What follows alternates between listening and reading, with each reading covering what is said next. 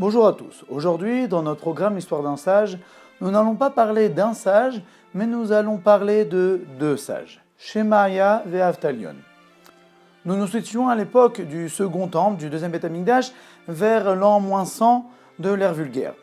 À l'époque, la direction du peuple juif était séparée entre deux rabbanim. Il y avait le Nasi, qui était le dirigeant, c'était Shemaya, et Avtalion, qui était le Av Bedin, celui qui s'occupait de juger le peuple.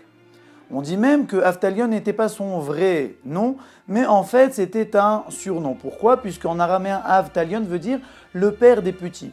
Étant donné qu'il était le juge du peuple, et donc il devait aussi s'occuper de toutes les histoires qu'il avait avec les orphelins, de savoir comment les nourrir et comment gérer leur argent. Et par conséquent, donc on l'appelait le père des orphelins, le père des jeunes, Avtalion. Leur ascendance n'est pas très claire, mais ce qui est clair, c'est qu'il descendait de Sancheriv, le roi de Achour, qui il y a 500 ans auparavant était le roi de la majorité du monde.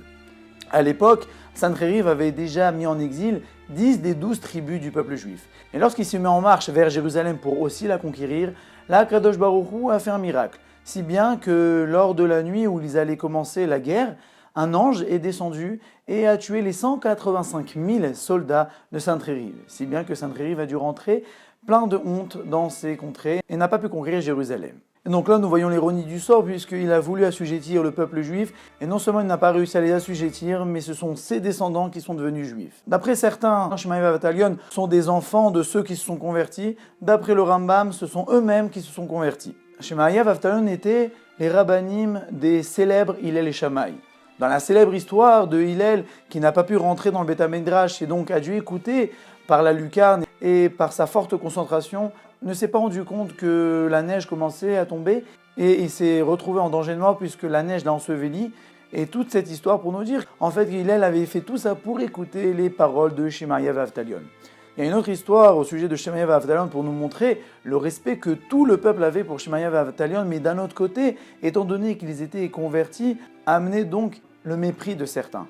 La Gemara nous raconte que le jour du Yom Kippour, après que le Kohen Gadol a fait tout le service qu'il devait faire pour amener le pardon à tout le peuple, sort du Beth Amikdash et là tout le peuple l'accompagne chez lui en grande pompe.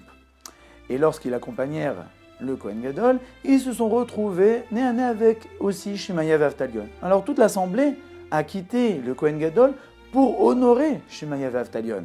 Donc là, nous voyons déjà que le peuple juif honorait Shemaya et Avtalion même s'ils étaient déconvertis. Mais de ce côté, le Kohen Gadol a été très blessé par cette attitude et donc a adressé les paroles suivantes à Shemaya et Avtalion. Que la paix soit avec vous, fils de nation, pour insinuer qu'ils n'étaient pas juifs de père en fils. Alors là, Shemaya et Avtalion ont répondu ainsi.